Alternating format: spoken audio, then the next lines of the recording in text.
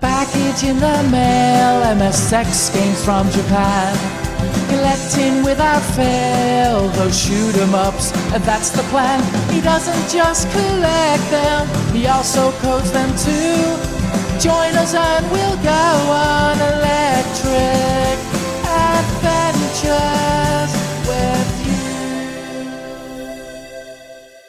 Hey YouTube, Electric Adventures here with my monthly update for April 2025. Months are ticking by. Now, April is my birthday month, so I got a few birthday presents from my family members. Start off with a physical book, Mercy of the Gods by James S.A. Corey. So these are the pair of people, it's actually a pair of authors, who wrote The Expanse, and this is their new series. Now, as you can see, I have started to read it. It is quite different from The Expanse so far. Taken a little while to get going, but I am enjoying it. And while we're on the book reading line, I got a replacement Kobo reader, so that's in a green case, and this one is called a Kobo Caliber. Now, if you can see there, you can see like recent book selection there, it's actually in colour, which is obviously great for book covers, and the rest of the time you're just reading text, but you can actually read graphic novels. So if I here we go, select one of the Expanse ones.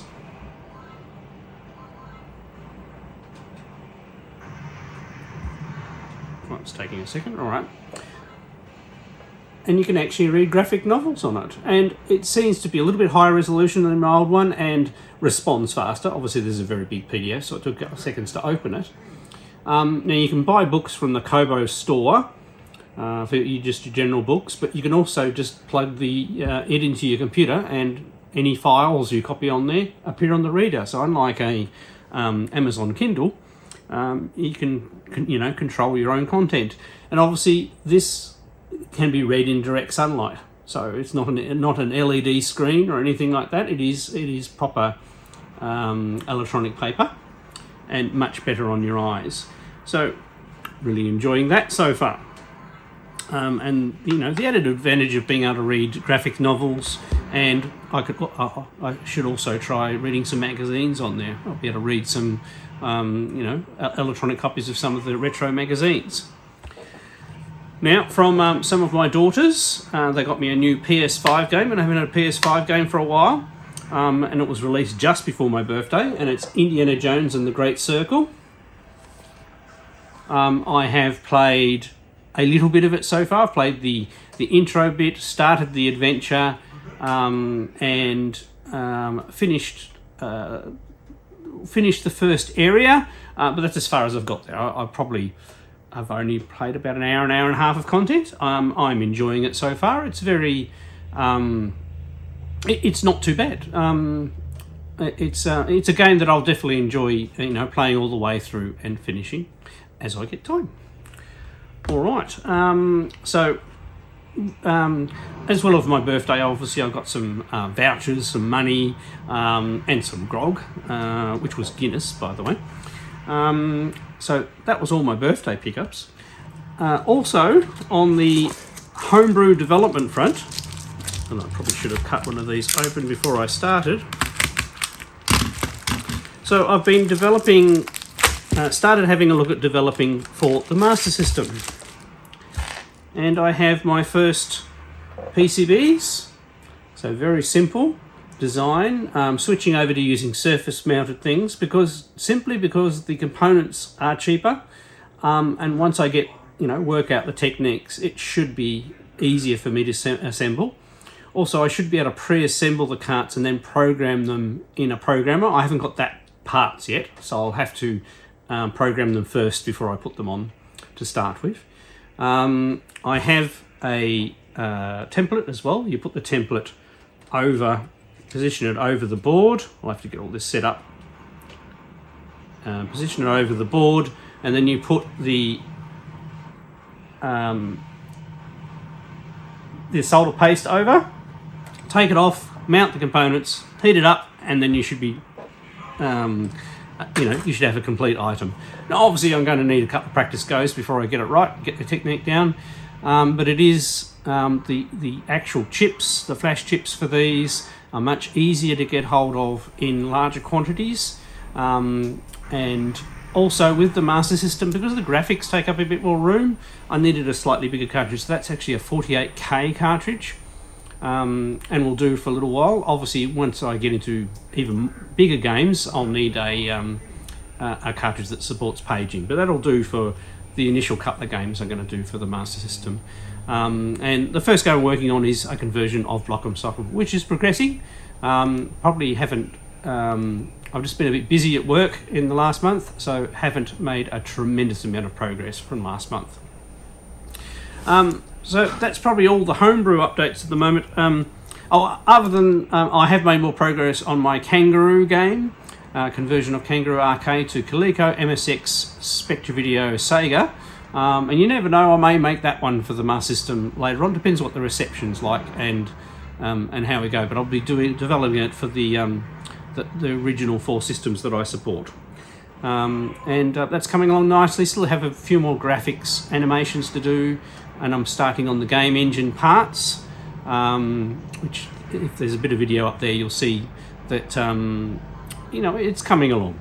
It's coming along, but a lot more work to be done. All right, so next we now have a pickup that only arrived today, so I haven't even unpacked it. So it's this big box. Particular shape. So those among you who are familiar with the things that I collect may figure out what are inside these particular type of shipping boxes when I figure out how to open them. Right, back. So I've undone the rip cord in that one. So let's open him up. And yes, these are Laserdiscs. So, I like quirky old things, and I do enjoy monster movies. So I hadn't seen these ones before. So there's Abbott and Costello Meet the Monsters Collection. So you've got The Mummy, The Invisible Man, Dr. Jekyll and Mr. Hyde, and Frankenstein.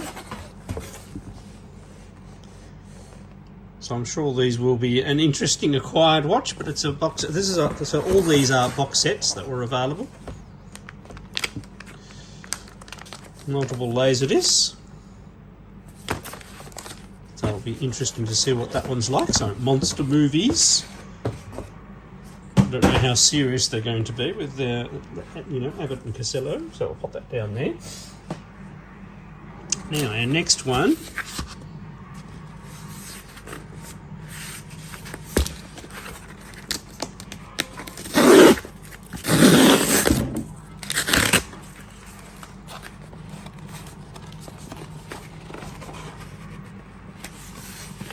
Yeah.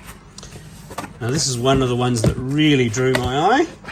So Clint Eastwood trilogy, A Fistful of Dollars, For a Few Dollars More, and The Good, the Bad, the Ugly. 3 of the very best westerns, all collected together in one set. And I really do like these movies. I basically grew up on these movies, all these MGM movies. Basically, when I was a young kid, my grandmother used to look after me, and I used to, on her black and white TV, doing my age a little bit here, I would always watch the Saturday afternoon movies. That included some sci-fis, but also Clint Eastwood. Right. Next.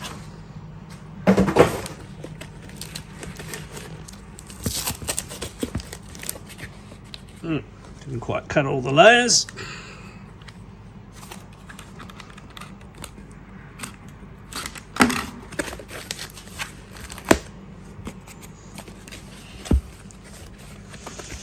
Find our rip tag.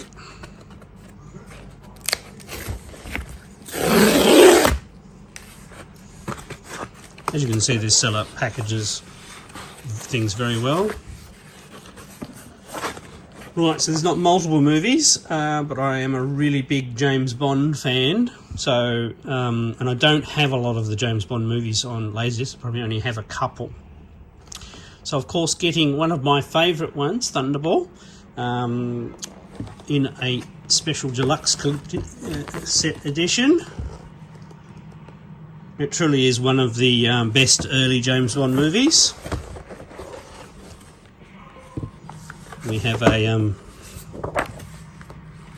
special collector's book, obviously Japanese edition, but doesn't destroy the pictures, and lots of discs there. I'm trying to see here, CLV. So very much looking forward to rewatching Thunderball in that edition.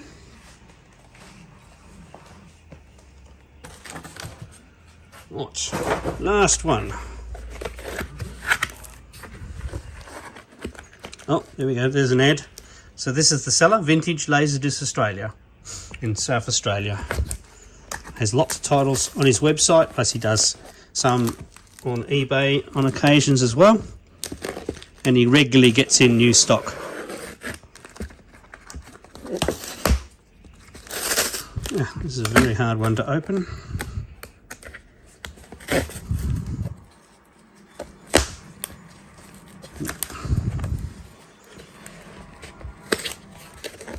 This is the tape.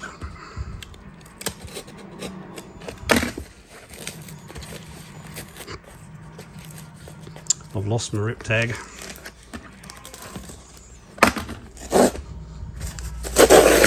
Got him.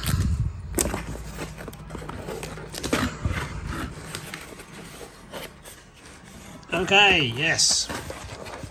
So these are all sci-fi matinee type movies. So The Man from Planet X, Red Planet Mars, The Monster That Challenged the World, and It, the Terror from Beyond Space. I maybe have one of these separately as a separate title, but the rest of them I do not. So I thought this would be a nice little black and white early sci-fi collection that will be great fun to watch. So very cool Laserdisc pickups.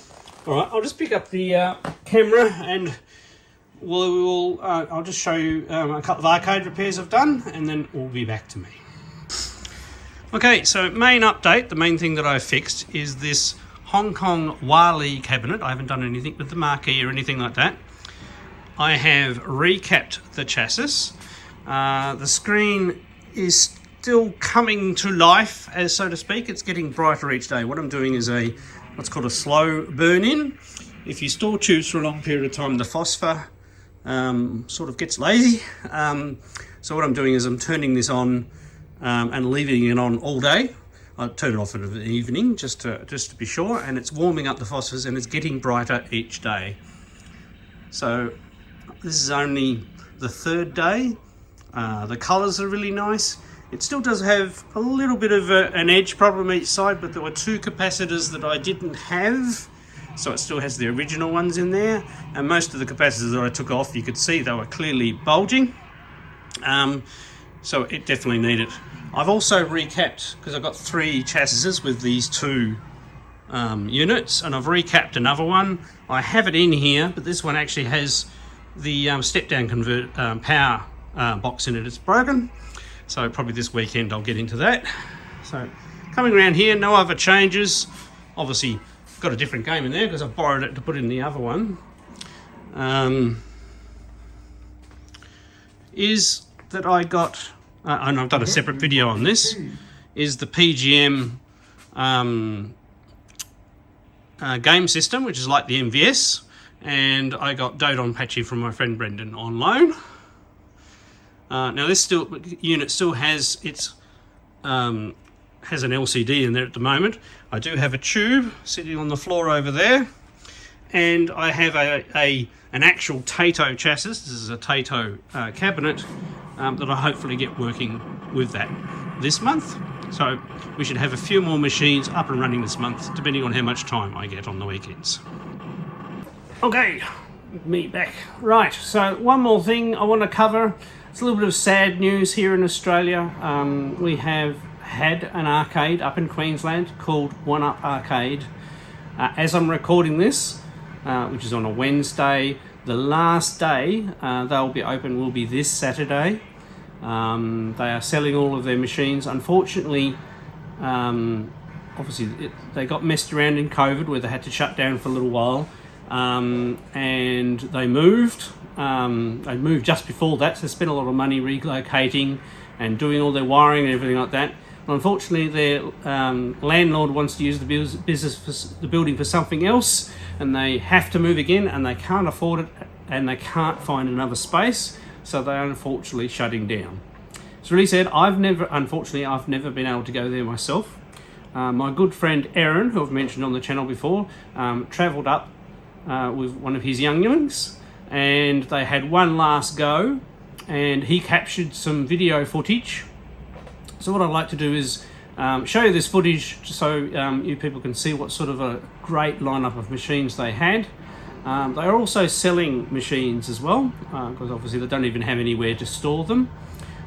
So please contact them if you're interested in any. I'm not sure how many they have left.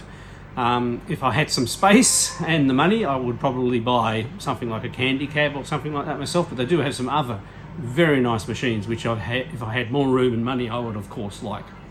But let's go and have one last walk around OneUp Arcade in Queensland.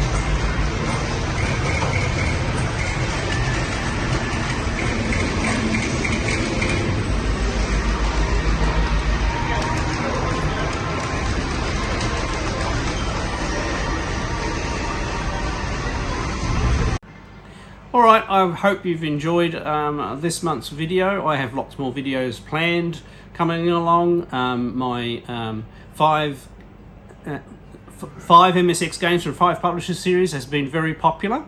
I've also got a new series on the unique and distinctive games that were out for the Spectravideo computers back in the day. That's coming along, and more videos on Atari 5200 games, because the Atari 5200 that John Hancock sent me came with lots of games, and I have more gameplays to do on that one. So lots more coming up, and we'll also look at doing some videos on some of the retro computers and repairs and things like that as I work my way through them. Alright, I hope everybody had a excellent April and has been playing lots of modern and retro games. I'm Electric Adventures. Thanks to all my subscribers. Thanks for watching, and I'll catch you next time.